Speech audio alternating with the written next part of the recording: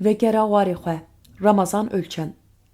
Hozan û dengbêjê mezin ê Anatolyayê Homeros di berhema xwe Odysseus de behsa bûyerên piştî şerê Troyê dike. Şer dîdîrokê de şerê yekemîn ê navbera hêzên Rojavayî û Rojhilatiyan de ye. Îro jî bi awayekî ji awayan ev şer dewam dike. Hasilî heke em li şerê Troyê vegerin, li wê derê lehengekî trajîk lê bi israr heye.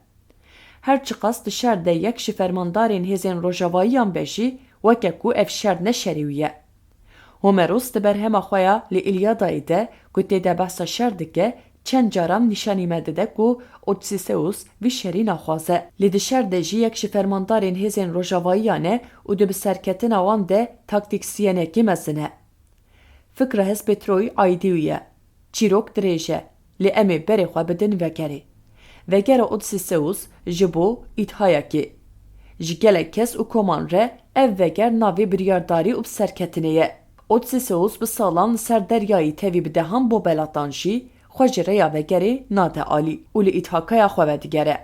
Bi ser dikeve li welatê xwe li cî û warê xwe. Li herî û heqîqeta xwe, li jin û zarokên xwe, li dar û daristanên xwe, li sewal û ajalên xwe, li pincara welatê xwe vedigere. Odysseus li îthakayê li xwe vedigere. Rê çiqas çetîn û zor be jî veger hebûnê temam dike. Niha di vî zemanê ku bi hezaran sal piştî vegera Odysseus li îthakayê, Efrînî jî li warê xwe li zeytûnên xwe vedigerin. Ew jî li îthakaya xwe vedigerin. Li rastî û heqîqeta xwe, li heriya xwe, li kûç û kevirên xwe vedigerin. Wêranî û keresatên bi serê Efrîniyan de hatin, nekêmî şerê Troyê bûn. Zêdetirî 300,000 Efrînî hêlîna xwe li şûna xwe hiştin û çûn. Çûn Tilrifêt û Şehbayê, çûn Şêx Mexsûd û Eşrefiya Helebê, çûn Reqa û Tebqayê. Lê di dilê xwe de Efrîna delal jî birin. Pêşî dagirkerên Tirk, piştre Selefiyên bermayiyên Daişê ew ji wan deran kirin. Çûn li Cezîrê û li kobana berxwedanê Sitrîn li her roj û şeveq berê wan li Efrîna delal bû. Wayî dem hat, êş û azar bêyî werin ji bîr kirin, qefle bi qefle vedigerin Efrînê. Pir bedêldan, pir êşiyan. Li israr û biryardariya wan bû hêz û quwet ji şerwanên wan re. Li israr û biryardariya wan bû hêz û quwet ji şerwanên wan re. Ji keç û lawên wan re. Ew bi xwe û bi berxwedana xwe bi serketin û vayê vedigerin. Çawa ku Odysseus dema vegeriya îthakayê ew gur û çeqel deriya xwe xistin nav lingê xwe û bi kuzekuz revîn û çûn wê îro jî ew çeqel jî wî warî pîroz ji Efrîna delal derkevin û biçin. Efrîn îman e, Efrîn hebûn û heqîqet e. Efrîn zeytûnên temxweş e. Efrîn serkeftina mezin e. Efrîn Newroz e. Efrîn ar û agir e. Efrîn bi xelkê xwe Efrîn e.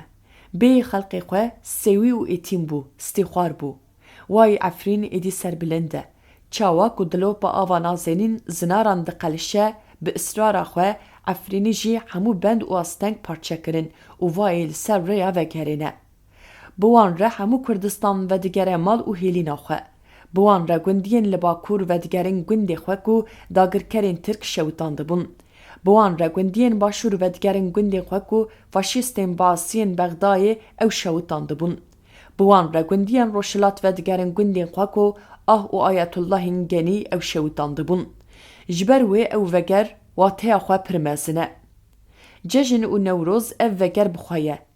Ev hemû jî bi saya bîr û baweriya ilim û feraseta apûyî ye. Yên di hicrikên tarî de bi sê nifikên kibrîtê Newroz pîroz kirin û gotin berxwedan jiyane bûn meşale û rêya vegerê nîşanê me tevadan.